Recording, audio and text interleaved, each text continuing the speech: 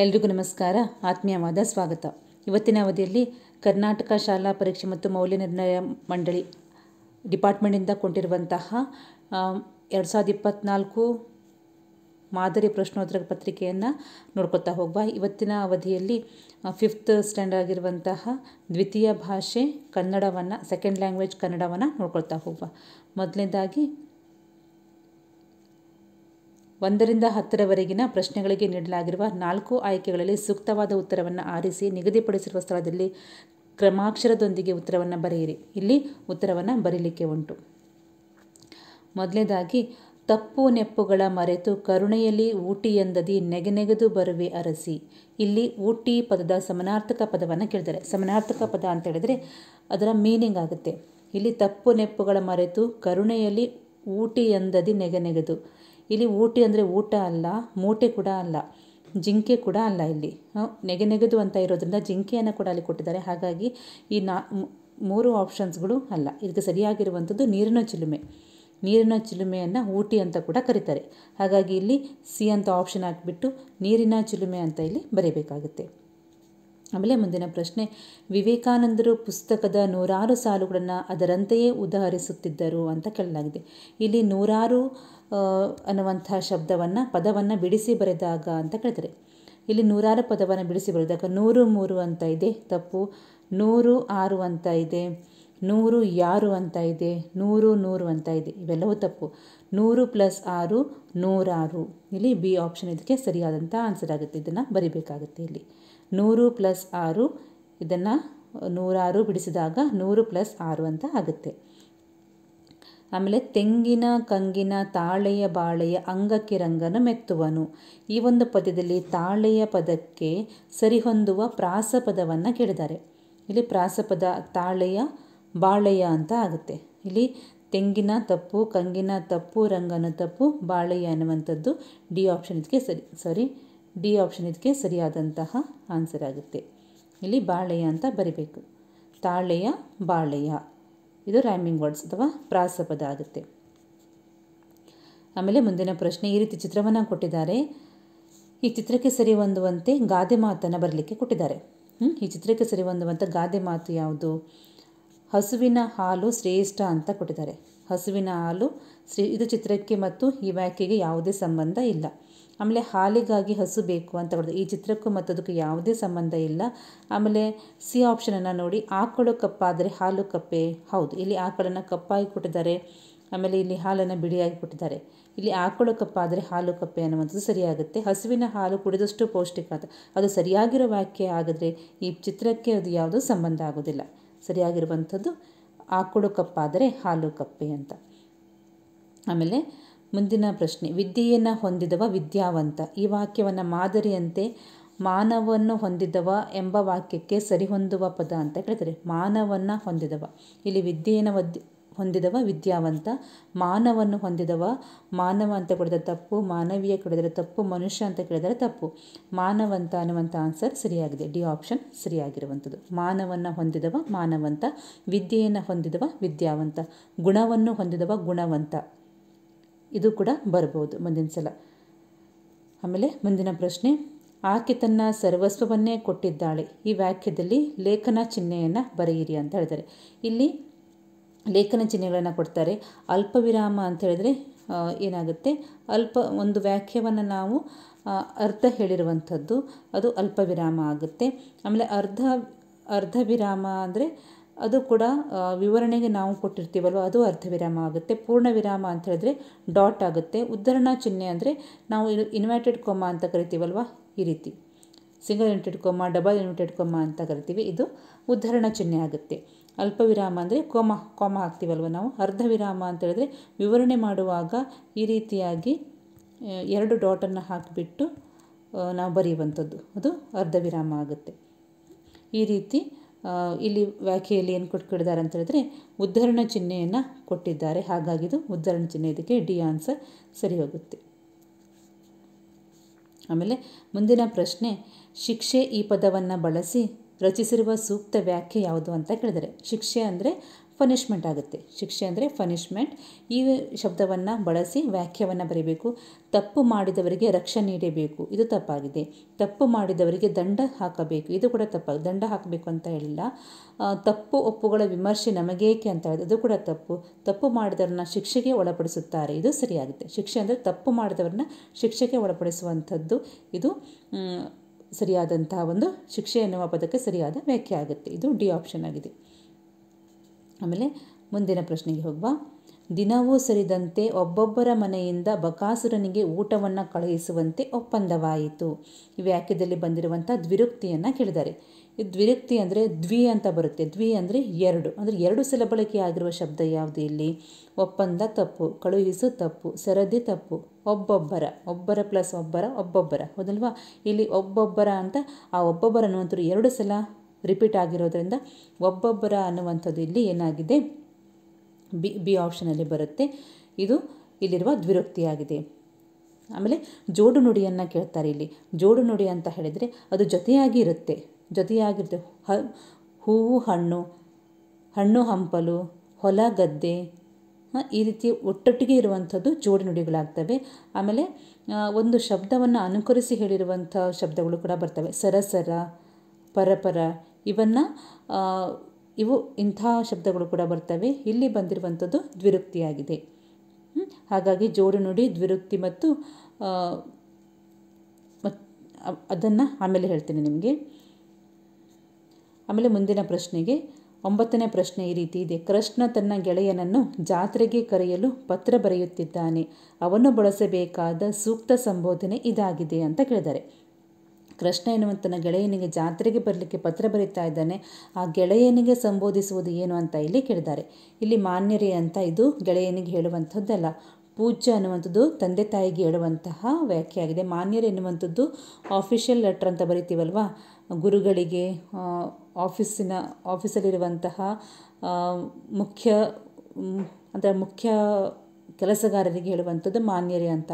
ಇಲ್ಲಿ ಸನ್ಮಾನ್ಯ ಅನ್ನುವಂಥದ್ದು ಕೂಡ ಕೆಲವೊಬ್ಬ ಅತಿಥಿಗಳನ್ನು ಅಂದರೆ ಅವರಿಗೆ ಸನ್ಮಾನ್ಯರೇ ಅಂತ ಕರೆಯುವಂಥದ್ದು, ಈ ರೀತಿ.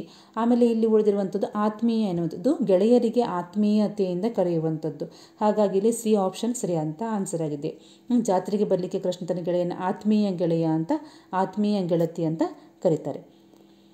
ಆಮೇಲೆ ಇದು ಅಂದರೆ ಶಿಕ್ಷಕರಿಗೆ ಅಥವಾ ಆಫೀಸಿನ ವ್ಯಕ್ತಿಗಳಿಗೆ ನಾವು ಸಂಬೋಧಿಸುವಾಗ ಮಾನ್ಯರೇ ಅಂತ ಕರಿತೀವಿ. ಪೂಜ್ಯ ಅಂತ ನಾವು ತಂದೆ ತಾಯಿಗಳಿಗೆ ಪೂಜ್ಯ ಅಂತ ಕರಿತೀವಿ. ಅಜ್ಜ ಅಜ್ಜಿಯ ಇವರಿಗೆಲ್ಲ ಪೂಜ್ಯ ಅಂತ ಕರಿತೀವಿ. ಸನ್ಮಾನ್ಯ ಅಂತ ಅಂದರೆ ಸಭೆಯಲ್ಲಿ ಇರುವಂತಹ ವ್ಯಕ್ತಿಗೆ ಅಂದರೆ ಮೇನಾಗಿ ಅತಿಥಿಗಳನ್ನು ಈ ರೀತಿ ಅವರನ್ನು ಸಂಬೋಧಿಸುವಾಗ ಸನ್ಮಾನ್ಯ ಅಂತ ಕರಿತೀವಿ. ಅಥವಾ ಗುರುಗಳನ್ನು ಕೂಡ, ಟೀಚರ್ಸನ್ನು ಕೂಡ ಸನ್ಮಾನ್ಯ ಅಂತ ಕರೀತಾರೆ. ಮಾನ್ಯರೇ ಸನ್ಮಾನ್ಯ ಅಂತ ಕೂಡ ಕರೀತಾರೆ. ಪೂಜ್ಯ ಅಂತ ಫಾದರ್, ಮದರ್, ಗ್ರ್ಯಾಂಡ್ ಫಾದರ್, ಗ್ರ್ಯಾಂಡ್ ಮದರನ್ನು ಕರೀತಾರೆ. ಆತ್ಮೀಯ ಅನ್ನುವಂಥದ್ದು ಫ್ರೆಂಡ್ಸಿಗೆ, ಇಲ್ಲಿ ತನ್ನ ಗೆಳೆಯ ಅಂದರೆ ಫ್ರೆಂಡನ್ನು ಸಂಬೋಧಿಸಲು ಅವನು ಬಳಸುವಂಥ ಪದವಾಗಿದೆ. ಹಾಗಾಗಿ ಸಿ ಆಪ್ಷನ್ ಸರಿಯಾಗಿದೆ.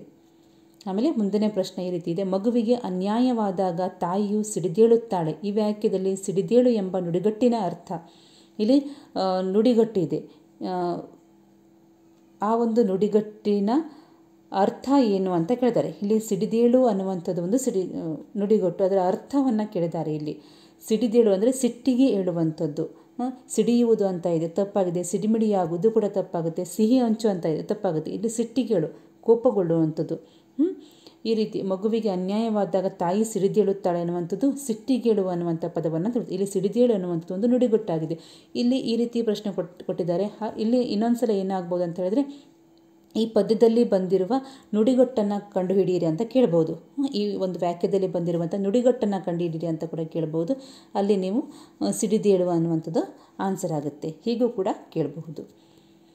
ಆಮೇಲೆ ಒಂದು ವಾಕ್ಯದಲ್ಲಿ ಉತ್ತರಿಸಿ ಅಂತ ಪ್ರಶ್ನೆಗಳನ್ನು ಕೇಳಿದ್ದಾರೆ. ಇಲ್ಲಿ ಬಾಲಕ ನರೇಂದ್ರ ಕಣ್ಮುಚ್ಚಿ ಚಿಂತನೆ ಮಾಡುತ್ತಿದ್ದ. ಮೈಮೇಲೆ ಪರಿವಿರಲಿಲ್ಲ. ಅವನ ಮೇಲೆ ಹಾವೊಂದು ಹರಿದು ಹೋಯಿತು. ಅವನ ಗೆಳೆಯರು ಗಾಬರಿಯಾಗಿ ಓಡಿದರು. ಈ ಒಂದು ವ್ಯಾಖ್ಯೆಯನ್ನು ಕೊಟ್ಟಿದ್ದಾರೆ. ನರೇಂದ್ರನ ಮೇಲೆ ಹಾವು ಹರಿದರೂ ಎಚ್ಚರವಾಗದಿದ್ದುದು ಏಕೆ ಅಂತ ಕೇಳಿದ್ದಾರೆ. ಅಂದರೆ ಆ ನರೇಂದ್ರ ಏನು ಮಾಡಿದ್ದ, ಕಣ್ಮುಚ್ಚಿ ಕೂತ್ಕೊಂಡಿದ್ದ ಅಲ್ವಾ, ಹಾಗಾಗಿ ಅವನ ಮೇಲೆ ಹಾವು ಹರಿದರೂ ಕೂಡ ಅವನಿಗೆ ಎಚ್ಚರವಾಗಲಿಲ್ಲ. ಬಾಲಕ ನರೇಂದ್ರ ಕಣ್ಮುಚ್ಚಿ ಚಿಂತನೆ ಮಾಡುತ್ತಿದ್ದರಿಂದ ಅವನ ಮೇಲೆ ಹಾವು ಹರಿದರೂ ಎಚ್ಚರವಾಗಲಿಲ್ಲ. ಈ ರೀತಿಯಾಗಿ ಆನ್ಸರನ್ನು ಬರೀಬೇಕಾಗುತ್ತೆ. ಕೇವಲ ಶಾರ್ಟಾಗಿ ಆನ್ಸರನ್ನು ಬರೀಲಿಕ್ಕೆ ಇಲ್ಲ. ಆಮೇಲೆ ಮುಂದಿನ ಪ್ರಶ್ನೆ, ಒಂದು ಪದ್ಯವನ್ನು ಕೊಟ್ಟಿದ್ದಾರೆ ಇಲ್ಲಿ. ರವಿಯು ತೆಂಗಿನ ಕಂಗಿನ ತಾಳೆಯ ಬಾಳೆಯ ಅಂಗಕ ರಂಗನ ಮೆತ್ತುವನು. ಇಲ್ಲಿ ರವಿ ರಂಗನ್ನ ಎಲ್ಲಿ ಮೆತ್ತುವನು ಅಂತ ಕೇಳಿದ್ದಾರೆ. ರವಿ ಎಲ್ಲಿ ರಂಗನ್ನ ಮೆತ್ತುವನು ಅಂತ. ರವಿಯು ತೆಂಗಿನ ಕಂಗಿನ ತಾಳೆಯ ಬಾಳೆಯ ಅಂಗಕ ರಂಗನ ಮೆತ್ತುವನು. ಈ ಪ್ರಶ್ನೆಗೆ ಸರಿಯಾದಂಥ ಉತ್ತರ ರವಿ ತೆಂಗು ಕಂಗು ಅಂದರೆ ಕಂಗು ಅಂದರೆ ಇಲ್ಲಿ ಅಡಕೆ. ಕಂಗು ಪದದ ಅರ್ಥ ಬರೆಯಿರಿ ಅಂತ ಕೂಡ ಕೇಳಬಹುದು. ತೆಂಗು ಅಂದರೆ ತೆಂಗಿನ ಮರ, ಕಂಗು ಅಂದರೆ ಅಡಿಕೆ ಮರ, ತಾಳೆ ಅಂದರೆ ಇದು ಕೂಡ ಒಂದು ರೀತಿಯ ತೆಂಗಿನ ಮರದ ಜಾತಿಯ ಒಂದು ಮರವಾಗಿದೆ. ಬಾಳೆ ಅಂದರೆ ಬಾಳೆಯ ಗಿಡ. ಇಲ್ಲಿ ತೆಂಗು, ಕಂಗು, ತಾಳೆ ಮತ್ತು ಬಾಳೆಯ ಮರಗಳಿಗೆ ರಂಗನು ಮೆತ್ತುವನು. ರವಿ ತೆಂಗು, ಕಂಗು, ತಾಳೆ ಮತ್ತು ಬಾಳೆಯ ಮರಗಳಿಗೆ ರಂಗನ್ನು ಮೆತ್ತುವನು. ಆಮೇಲೆ ಮುಂದಿನ ಪ್ರಶ್ನೆ ಈ ರೀತಿ ಇದೆ.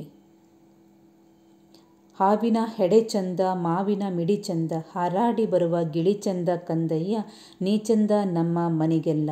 ಇಲ್ಲಿ ಮನೆಗೆಲ್ಲ ಚಂದವಾಗಿರುವವರು ಯಾರು ಅಂತ ಕೇಳಿದರೆ, ಈ ರೀತಿಯ ಜಾನಪದ ಪದ್ಯವನ್ನು 2023ರ ಒಂದು ಮಾಡೆಲ್ ಕ್ವಶನ್ ಪೇಪರಲ್ಲೂ ಕೂಡ ಕೇಳಿದರು. ಹಾಗಾಗಿ ಇಂಥ ಜಾನಪದ ಪದ್ಯವನ್ನು ಅಂದರೆ ತುಂಬ ಈಸಿಯಾಗಿರುವಂಥದ್ದೇ ಇಂಥದ್ದೇ ಪದ್ಯವನ್ನು ತಾಯಿ ಮಗುವನ್ನು ಹಾರೈಸೋ ಪದ್ಯವನ್ನೇ ಕೊಟ್ಟಿದ್ರು ಅನಿಸುತ್ತೆ. ಅಂಥ ಪದ್ಯವನ್ನು ಸ್ವಲ್ಪ ಅಧ್ಯಯನ ಮಾಡಿರಿ. ಅಲ್ಲಿಗೆ ಒಂದು ಚಿಕ್ಕ ಪ್ರಶ್ನೆಯನ್ನು ಕೂಡ ಕೇಳಬಹುದು. ಹಾಗಾಗಿ ಇಲ್ಲಿ ಮಗನಿಗೆಲ್ಲ ಚಂದವಾಗಿರೋರು ಇಲ್ಲಿ ಮನೆಗೆಲ್ಲ ಚಂದವಾಗಿರುವವರು ಯಾರು, ಮನೆಗೆ ಚಂದವಾಗಿರುವವರು ಯಾರು ಅಂತ ಇಲ್ಲಿ ಕೇಳಿದ್ದಾರೆ. ಮನೆಗೆ ಚಂದವಾಗಿರುವಂಥವ್ರು ಕಂದಯ್ಯ. ಇಲ್ಲಿ ಮನೆಗೆಲ್ಲ ಚಂದವಾಗಿರುವವರು ಯಾರು? ಕಂದಯ್ಯವಾಗಿದ್ದಾನೆ. ಕಂದ ಅಥವಾ ಕಂದಯ್ಯ. ಆಮೇಲೆ ಮುಂದಿನ ಪ್ರಶ್ನೆ, ಒಬ್ಬ ಬಾಲಕನಿಗೆ ಬಾಪೂಜಿಯ ವೇಷಭೂಷಣ ಕಂಡು ವ್ಯಸನವಾಯಿತು. ಇಷ್ಟೊಂದು ದೊಡ್ಡ ಬಾಪು, ಅವರ ಮೈಮೇಲೆ ಒಂದು ಅಂಗಿಯೂ ಇಲ್ಲವಲ್ಲ ಎಂದುಕೊಂಡನು. ಇಲ್ಲಿ ವೇಷಭೂಷಣ ಪದಕ್ಕೆ ಸ್ವಂತ ವ್ಯಾಖ್ಯವನ್ನು ಓನ್ ಸೆಂಟೆನ್ಸನ್ನು ಬರಲಿಕ್ಕೆ ಕೇಳಿದ್ದಾರೆ. ಓನ್ ಸೆಂಟೆನ್ಸ್ ವೇಷಭೂಷಣ, ಇಲ್ಲಿಯ ಒಂದು ವೇಷಭೂಷಣ ಅನ್ನುವಂಥ ಶಬ್ದ ಬಂದಿದೆ, ಅದಕ್ಕೆ ಸ್ವಂತ ವ್ಯಾಖ್ಯದಲ್ಲಿ ಓನ್ ಸೆಂಟೆನ್ಸನ್ನು ಮಾಡಲಿಕ್ಕೆ ಕೇಳಿದ್ದಾರೆ. ಏನನ್ನು ಬರೀತೀರಾ ನೀವು ನೋಡಿ. ವೇಷಭೂಷಣ, ನಮ್ಮ ವೇಷಭೂಷಣ ಚೆನ್ನಾಗಿರಬೇಕು ಅಂತ ಬರೆದಿದ್ದೀನಿ. ವೇಷಭೂಷಣದ ಬಗ್ಗೆ ಒಂದು ವ್ಯಾಖ್ಯೆಯನ್ನು ಬರೀಬೇಕು. ತುಂಬ ಈಸಿಯಾಗಿರುವಂಥ ವ್ಯಾಖ್ಯೆ ಇದು, ನಮ್ಮ ವೇಷಭೂಷಣ ಚೆನ್ನಾಗಿರಬೇಕು. ಆಮೇಲೆ ಮುಂದಿನ ಪ್ರಶ್ನೆ, ಇಲ್ಲಿ ಒಂದು ವ್ಯಾಖ್ಯೆಯನ್ನು ಕೊಟ್ಟಿದ್ದಾರೆ. 2-3 ವ್ಯಾಖ್ಯೆಗಳಿಗೆ ಉತ್ತರಿಸಿ ಅಂತ ಕೊಟ್ಟಿದ್ದಾರೆ. ಭೀಮನನ್ನ ಊರ ಜನರು ಅಚ್ಚರಿಯಿಂದ ನೋಡುತ್ತಿದ್ದರು. ಭೀಮ ನಗು ನಗುತ್ತಾ, ನಾನು ಹೋಗಿ ಬರುವೆ, ನೀವು ಹೊರಡಿ ಎಂದು ಊರ ಜನರಿಗೆ ಸಮಾಧಾನ ಹೇಳಿದನು. ಇಲ್ಲಿ ಅಡಿಗೆರೆ ಎಳೆದ ಮಾತನ್ನು ಯಾರು ಯಾರಿಗೆ ಹೇಳಿದರು ಅಂತ ಹೇಳಿದರೆ, ನಾನು ಹೋಗಿ ಬರುವೆ, ನೀವು ಹೊರಡಿ ಅಂತ ಹೇಳಿದ್ದು ಯಾರು? ಭೀಮ ಹೇಳಿದ್ದ. ಯಾರಿಗೆ ಹೇಳಿದ್ದ? ಊರ ಜನರಿಗೆ ಹೇಳಿದ್ದ. ಅದನ್ನು ಕೂಡ ಸರಿಯಾಗಿ ಆನ್ಸರಲ್ಲಿ ಬರೀಬೇಕು. ಈ ಮಾತನ್ನು ಭೀಮನು ಊರಿನ ಜನರಿಗೆ ಹೇಳಿದನು. ಹೀಗೆ ಆನ್ಸರನ್ನು ಬರೀಬೇಕಾಗುತ್ತೆ. ಆಮೇಲೆ ಮುಂದಿನ ಪ್ರಶ್ನೆ, ಎಲ್ಲಾದರೂ ಇರಲವ್ವ ಹುಲ್ಲಾಗಿ ಬೆಳೆಯಲಿ, ನೆಲ್ಲಿ ಬಡ್ಡಾಗಿ ಚಿಗಿಯಲಿ, ನನ್ನ ಕಂದ ಜಯವಂತನಾಗಿ ಬೆಳೆಯಲಿ. ಈ ಸಾಲುಗಳ ಭಾವಾರ್ಥವನ್ನು ಬರೆಯಿರಿ ಅಂತ ಹೇಳಿದ್ದಾರೆ. ಈ ಒಂದು ಎಲ್ಲಾದರೂ ಇರಲವ್ವ ಹುಲ್ಲಾಗಿ ಬೆಳೆಯಲಿ, ನೆಲ್ಲಿ ಬಡ್ಡಾಗಿ ಚಿಗಿಯಲಿ, ನನ್ನ ಕಂದ ಜಯವಂತನಾಗಿ ಬೆಳೆಯಲಿ. ಆ ಕಂದನ ಬಗ್ಗೆ ತಾಯಿ ಹೇಳಿರುವಂತಹ ಪದ್ಯದ ಮುಖಾಂತರ ಹೇಳಿದಂತಹ ಒಂದು ಹಾರೈಕೆಯಾಗಿದೆ. ಇಲ್ಲಿ ನೋಡಿ, ಈ ಪದ್ಯದಲ್ಲಿ ತಾಯಿಯು ತನ್ನ ಮಗನನ್ನು ಹಾರೈಸುವ ರೀತಿ ಇದೆ. ತಾಯಿಯು ತನ್ನ ಮಗನು ಎಲ್ಲಾದರೂ ಇರಲಿ, ಹುಲ್ಲಿನ ಹಾಗೆ ಬೆಳೆಯಲಿ ಅಥವಾ ನೆಲ್ಲಿಯ ಮರವಾಗಿ ಚಿಗುರಲಿ, ಹೇಗೋ ಇರಲಿ, ಜಯವಂತನಾಗಿ ಯಶಸ್ವಿಯಾಗಿ ಬೆಳೆಯಲಿ ಎಂದು ಹಾರೈಸುತ್ತಾಳೆ. ಅಲ್ಲಿ ಏನು ಕೊಟ್ಟಿದ್ದಾರೆ ಅದನ್ನು ಪದ್ಯದಲ್ಲಿ ಕೊಟ್ಟಿರುವಂಥದ್ದನ್ನು ಗದ್ಯದ ರೂಪದಲ್ಲಿ ಬರೆಯುವಂಥದ್ದು. ತಾಯಿ ತನ್ನ ಮಗನನ್ನು ಹಾರೈಸುವ ರೀತಿ ಈ ಒಂದು ಪದ್ಯದಲ್ಲಿ ಇದೆ. ತಾಯಿ ಏನು ಹೇಳ್ತಾಳೆ? ತನ್ನ ಮಗನು ಎಲ್ಲಾದರೂ ಇರಲಿ, ಹುಲ್ಲಿನ ಹಾಗೆ ಬೆಳೆಯಲಿ, ಅಂದರೆ ಹುಲ್ಲು ಅಂದರೆ ವಿಸ್ತಾರವಾಗಿ ಬೆಳೆಯಲಿ ಅಂತ, ಅಥವಾ ನೆಲ್ಲಿಯ ಮರವಾಗಿ ಚಿಗುರಲಿ, ಹೇಗೋ ಇರಲಿ, ಜಯವಂತನಾಗಲಿ, ಯಶಸ್ವಿಯಾಗಿ ಬೆಳೆಯಲಿ ಅಂತ ಹಾರೈಸ್ತಾಳೆ. ಆಮೇಲೆ ಮುಂದಿನ ಪ್ರಶ್ನೆ ನೋಡುವ. ಆಮೆ ಮತ್ತು ಮೊಲದ ಓಟದ ಸ್ಪರ್ಧೆಯಲ್ಲಿ ವೇಗವಾಗಿ ಓಡುವ ಮೊಲ ಸೋತಿತು, ಆದರೆ ನಿಧಾನವಾಗಿ ನಡೆಯುವ ಆಮೆ ಗೆದ್ದಿತು. ಈ ಕಥೆಯ ನೀತಿಯನ್ನು ನಿಮ್ಮದೇ ಮಾತುಗಳಲ್ಲಿ ಬರೆಯಿರಿ. ತುಂಬ ಹಳೆಯದಾದಂಥ ಒಂದು ನೀತಿಭರಿತವಾದ ಒಂದು ಕತೆ, ಆಮೆ ಮತ್ತು ಮೊಲದ ಓಟದ ಸ್ಪರ್ಧೆ. ಈ ಕಥೆಯನ್ನು ಏನು ಮಾಡಿದ್ದಾರೆ? ನಿಮ್ಮದೇ ಮಾತುಗಳಲ್ಲಿ ಬರೆಯಿರಿ ಅಂತ ಕೊಟ್ಟಿದ್ದಾರೆ. ನೋಡುವ. ಈ ಕಥೆಯ ನೀತಿ ಅತಿಯಾದ ಜಂಭ ಒಳ್ಳೆಯದಲ್ಲ. ಹೌದಲ್ವಾ? ಅತಿಯಾದ ಜಂಭ ಒಳ್ಳೆಯದಲ್ಲ ಅನ್ನುವಂಥದ್ದೇ ಈ ಒಂದು ಕಥೆಯ ನೀತಿಯಾಗಿದೆ. ಅತಿ ವೇಗದಿಂದ ಓಡುವ ಮೊಲವನ್ನು ಅತಿ ಸಾವಕಾಶವಾಗಿ ಓಡುವ ಆಮೆಯು ಓಟದ ಸ್ಪರ್ಧೆಯಲ್ಲಿ ಸೋಲಿಸಲು ಸಾಧ್ಯವಾಗಿದ್ದು ಆಮೆಯ ಶ್ರದ್ಧೆಯಿಂದ. ಮೊಲ ಸೋತಿದ್ದು ತನ್ನ ಜಂಭ ಹಾಗೂ ದುರಂಕಾರದಿಂದ. ಇವೆರಡೂ ಸಾಧನೆಗೆ ಒಳ್ಳೆಯದಲ್ಲ. ಇದು ಈ ಕಥೆಯ ಒಂದು ನೀತಿಯಾಗಿದೆ. ಅಂದರೆ ಅತಿಯಾದ ಜಂಭ ಯಾರಿಗೂ ಕೂಡ ಒಳ್ಳೆಯದಲ್ಲ. ಅತಿ ವೇಗದಿಂದ ಓಡುವ ಮೊಲವನ್ನು ಅತಿ ಸಾವಕಾಶವಾಗಿ ನಡೆಯುವ ಆಮೆ ಓಟದ ಸ್ಪರ್ಧೆಯಲ್ಲಿ ಸೋಲಿಸುತ್ತೆ. ಇದು ಸಾಧ್ಯವಾಗಿದ್ದು ಆಮೆಯ ಶ್ರದ್ಧೆಯಿಂದ. ಆಮೇಲೆ ಮೊಲ ಸೋತಿದ್ದು ಯಾಕೆ ಅಂದರೆ ತನ್ನ ಜಂಭ ಹಾಗೂ ದುರಹಂಕಾರದಿಂದ. ಇವೆರಡೂ ಸಾಧನೆಗೆ ಒಳ್ಳೆಯದಲ್ಲ ಅನ್ನುವಂಥ ನೀತಿಯನ್ನು ಈ ಕಥೆ ಹೇಳುತ್ತೆ. ಆಮೇಲೆ ಮುಂದಿನ ಪ್ರಶ್ನೆ, ಧೈರ್ಯವಿದ್ದರೆ ಏನು ಬೇಕಾದರೂ ಸಾಧಿಸಬಹುದು. ಈ ನೀತಿಯಂತೆ ನೀವು ಧೈರ್ಯವಾಗಿ ಸಾಧಿಸಿದ ಒಂದು ಘಟನೆ ಕುರಿತು ಬರೆಯಿರಿ ಅಂತ ಕೇಳಿದ್ದಾರೆ. ಧೈರ್ಯವಿದ್ದರೆ ಏನನ್ನಾದರೂ ಸಾಧಿಸ್ಬೋದು. ಈ ಧೈರ್ಯದ ಕುರಿತು ಒಂದು ಘಟನೆ, ನಿಮ್ಮ ಜೀವನದಲ್ಲಿ ಆಗಿರುವಂತಹ ಒಂದು ಘಟನೆಯನ್ನು ಬರೀಲಿಕ್ಕೆ ಹೇಳಿದ್ದಾರೆ. ಏನನ್ನು ಕೂಡ ಬರಿಬೋದು. ಇಲ್ಲಿ ನೋಡಿ, ನಾನು ಹೀಗೆ ಬರೆದಿದ್ದೀನಿ. ಹೌದು, ಧೈರ್ಯವಿದ್ದರೆ ಏನು ಬೇಕಾದರೂ ಸಾಧಿಸಬಹುದು. ನಾನು ನಮ್ಮ ಶಾಲೆಯ ಭಾಷಣ ಸ್ಪರ್ಧೆಯಲ್ಲಿ ಅಥವಾ ನೀವು ಓಟದ ಸ್ಪರ್ಧೆಯಲ್ಲಿ ಕೂಡ ಹೇಳ್ಬೋದು, ಭಾಗವಹಿಸಿದ್ದೆ. ಧೈರ್ಯದಿಂದ ಭಾಷಣವನ್ನು ತುಂಬ ಚೆನ್ನಾಗಿ ಹೇಳಿದೆ ಹಾಗೂ ಮೊದಲನೇ ಸ್ಥಾನವನ್ನು ಗಳಿಸಿದೆ. ನೀವು ಓಟದ ಸ್ಪರ್ಧೆ ಅಥವಾ ಬೇರೆ ಯಾವುದು ಸಂಗೀತ ಸ್ಪರ್ಧೆ ಯಾವುದನ್ನು ಕೂಡ ಬರಿಬೋದು. ಆ ಸ್ಪರ್ಧೆಯಲ್ಲಿ ಭಾಗವಹಿಸಿದ್ದೆ, ಧೈರ್ಯದಿಂದ ಅದನ್ನು ಮಾಡಿದೆ ಹಾಗೂ ಮೊದಲನೇ ಸ್ಥಾನವನ್ನು ಗಳಿಸಿದೆ ಅಂತ ಹೇಳ್ಬೋದು. ಆಮೇಲೆ ಮುಂದಿನ ಪ್ರಶ್ನೆ, ನೀಡಿರುವ ಸೂಚನಾ ಫಲಕವನ್ನು ಓದಿ ಕೆಳಗಿನ ಪ್ರಶ್ನೆಗಳಿಗೆ ಉತ್ತರಿಸಿ. ಒಂದು ಸೂಚನಾ ಫಲಕವನ್ನು ಕೊಟ್ಟಿದ್ದಾರೆ, ಅದು ಹೇಳಿದ್ದು ಯಾರು? ಜಿಂಕೆ ಅಂತ ಕೊಟ್ಟಿದ್ದಾರೆ ಇಲ್ಲಿ. ಆಮೇಲೆ ಅದನ್ನು ಓದುವ ಒಂದ್ಸಲ. ನಮ್ಮ ಬದುಕಿನ ಆಧಾರ ತಾಣ ಕಾಡು, ಅದನ್ನು ನಾಶ ಮಾಡುತ್ತಿದ್ದೀರಿ. ನಮಗೆ ತಿನ್ನಲು ಹುಲ್ಲಿಲ್ಲ, ಮಲಗಲು ಮರದ ನೆರಳಿಲ್ಲ. ಕಾಡು ನಿಮಗೂ ಬೇಕು, ನಮಗೂ ಬೇಕು. ನಮ್ಮನ್ನು ಉಳಿಸಿರಿ, ನೀವೂ ಉಳಿಯಿರಿ ಅಂತ ಒಂದು ಜಿಂಕೆ ಈ ಒಂದು ಸೂಚನಾ ಫಲಕವನ್ನು ಹೇಳೋ ಹಾಗೆ ಅವರು ಬಿಂಬಿಸಿದ್ದಾರೆ.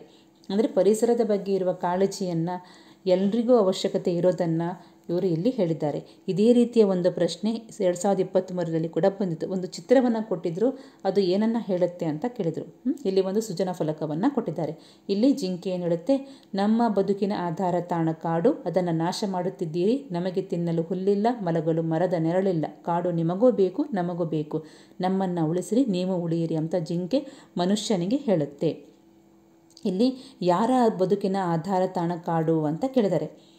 ಕಾಡು ಯಾರ ಬದುಕಿನ ಆಧಾರ ತಾಣ? ನಮ್ಮೆಲ್ಲರ ಬದುಕಿನ ಆಧಾರ ತಾಣ. ಹೌದಲ್ವಾ? ಇಲ್ಲಿ ನಮ್ಮ ಬದುಕಿನ ಆಧಾರ ತಾಣ ಕಾಡು. ನಮ್ಮೆಲ್ಲರ ಅಥವಾ ನಮ್ಮ ಬದುಕಿನ ಆಧಾರ ತಾಣ ಕಾಡು ಆಗಿದೆ. ಆಮೇಲೆ ಮುಂದಿನ ಪ್ರಶ್ನೆ, ಜಿಂಕೆಯು ಏನು ಬೇಕೆಂದು ಕೇಳುತ್ತಿದೆ? ಜಿಂಕೆ ಏನು ಬೇಕಂತ ಕೇಳ್ತಾ ಇದೆ? ಜಿಂಕೆ ಕಾಡು ಬೇಕೆಂದು ಕೇಳುತ್ತಿದೆ. ಹೌದಲ್ವಾ? ಕಾಡನ್ನು ಉಳಿಸಿ ಅಂತ ಕೇಳ್ಕೊಳ್ತಾ ಇದೆ. ಆಮೇಲೆ ಮುಂದಿನ ಪ್ರಶ್ನೆ, ಜಿಂಕೆಯು ನಮಗೆ ನೀಡಿರುವ ಸಂದೇಶ ಏನು? ಈ ಒಂದು ಸೂಚನಾ ಫಲಕದ ಮೂಲಕ ಜಿಂಕೆ ನಮಗೆ ಏನು ಸಂದೇಶವನ್ನು ಕೊಡುತ್ತೆ ಅಂತ ಕೇಳಿದ್ದಾರೆ. ಏನು ಸಂದೇಶವನ್ನು ಕೊಡುತ್ತೆ ನೋಡಿ. ಜಿಂಕೆಯು ನಮಗೆ ನೀಡಿರುವ ಸಂದೇಶವೇನೆಂದರೆ, ನಮ್ಮೆಲ್ಲರ ಬದುಕಿನ ಆಧಾರ ಸ್ತಂಭ ಈ ಕಾಡು, ಅದನ್ನು ಎಲ್ಲರೂ ನಾಶ ಮಾಡುತ್ತಿದ್ದಾರೆ. ಹಾಗಾಗಿ ಕಾಡಿನ ಪ್ರಾಣಿಗಳಾದ ನಮಗೆ ತಿನ್ನಲು ಹುಲ್ಲಿಲ್ಲ, ಮಲಗಲು ಮರದ ನೆರಳು ಕೂಡ ಇಲ್ಲವಾಗಿದೆ. ಈ ಕಾಡು ಕೇವಲ ನಮಗೆ ಮಾತ್ರವಲ್ಲ, ಮನುಷ್ಯರಿಗೂ ಕೂಡ ಬೇಕು. ಈ ಕಾಡನ್ನು ಕಾಪಾಡುವುದರ ಮೂಲಕ ನಮ್ಮನ್ನು ಉಳಿಸಿರಿ, ನೀವು ಉಳಿಯಿರಿ ಅನ್ನುವಂಥ ಸಂದೇಶವನ್ನು ಈ ಒಂದು ಸೂಚನಾ ಫಲಕ ಅಥವಾ ಜಿಂಕೆ ನಮಗೆ ನೀಡುತ್ತೆ. ಆಮೇಲೆ ಮುಂದಿನ ಪ್ರಶ್ನೆಗೆ ಹೋಗುವ. ಗಿಡವಾಗಿ ಬಗ್ಗದ್ದು ಮರವಾಗಿ ಬಗ್ಗಿತೆ, ಈ ಗಾದೆಯ ಅರ್ಥವನ್ನು ವಿಸ್ತರಿಸಿ ಬರೆಯಿರಿ ಅಂತ ಹೇಳಿದ್ದಾರೆ. ಗಿಡವಾಗಿ ಬಗ್ಗದ್ದು ಮರವಾಗಿ ಬಗ್ಲಿಕ್ಕೆ ಸಾಧ್ಯನಾ ಅಂತ ಇಲ್ಲಿ ಕೇಳ್ತಾರೆ.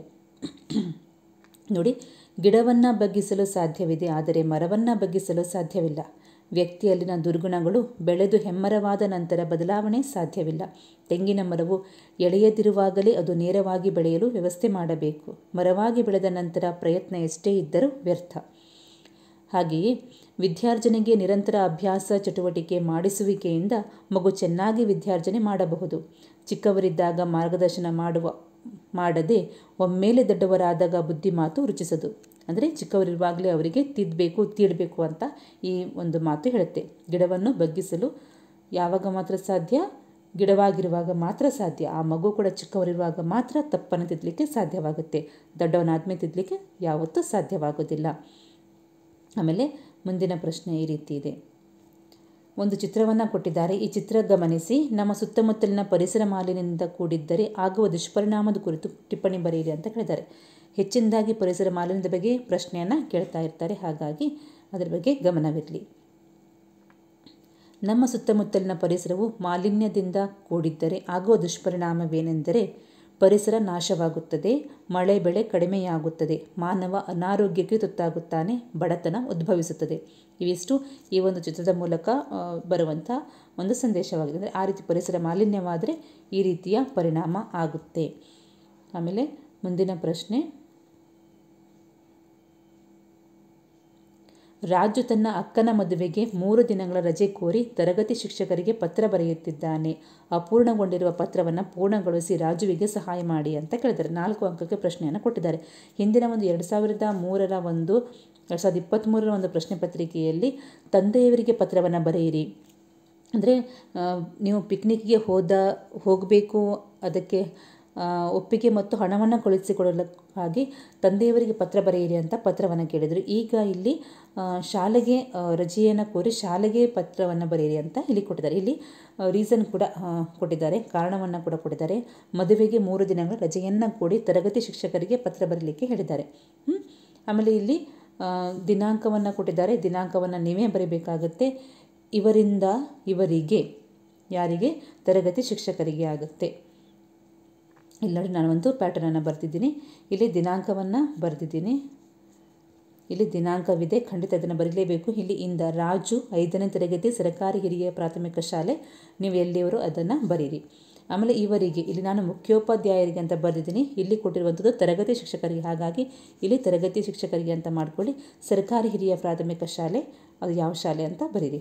ಆಮೇಲೆ ಮೊದಲಿಗೆ ಇದು 1ನೇ ಸ್ಟೆಪ್ಪು, ದಿನಾಂಕವನ್ನು ಬರೆಯೋದು. 2ನೇ ಸ್ಟೆಪ್ಪು, 3ನೇ ಸ್ಟೆಪ್ ಆಗುತ್ತೆ. 3 ಆದಮೇಲೆ 4ನೇದಾಗಿ ಮಾನ್ಯರೇ ಅಂತ ಬರೀಲೇಬೇಕು. ಅದರ ನಂತರ ವಿಷಯ, 3 ದಿನಗಳ ರಜೆಯ ಕುರಿತು, ಎಷ್ಟು ದಿನ ರಜೆ ಬೇಕು ನಿಮಗೆ, ಅದರ ಕುರಿತು ನೀವು ಇಲ್ಲಿ ಬರೀಲೇಬೇಕು ವಿಷಯ. ಆಮೇಲೆ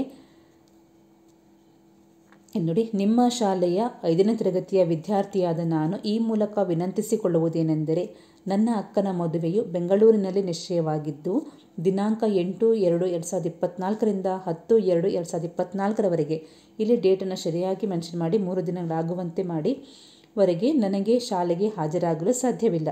ದಯಾಳುಗಳಾದ ತಾವು ಈ 3 ದಿನದ ರಜೆಯನ್ನು ದಯಪಾಲಿಸಬೇಕಾಗಿ ಈ ಮೂಲಕ ವಿನಂತಿಸಿಕೊಳ್ಳುತ್ತೇನೆ.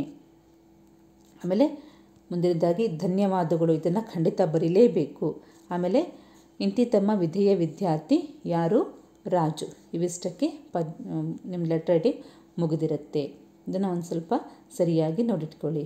ಈ ಸ್ಟೆಪ್ ಅಂತೂ ಇರಲೇಬೇಕು. ದಿನಾಂಕ ಇಂದ ಇವರಿಗೆ, ಅದಾದ ನಂತರ ಮಾನ್ಯರೇ, ಆಮೇಲೆ ವಿಷಯ, ಆಮೇಲೆ ಇಷ್ಟು ವಿಷಯವನ್ನು ಬರೆದು ಧನ್ಯವಾದಗಳೊಂದಿಗೆ ಅಂತ ಬರೆದು ಇಂತಿ ನಿಮ್ಮ ವಿಧೇಯ ವಿದ್ಯಾರ್ಥಿ ರಾಜು ಅಂತ ಬರೀಲೇಬೇಕಾಗುತ್ತೆ. ಆಮೇಲೆ ಇಲ್ಲಿ ಮುಂದಿನ ಪ್ರಶ್ನೆ ಈ ರೀತಿ ಇದೆ.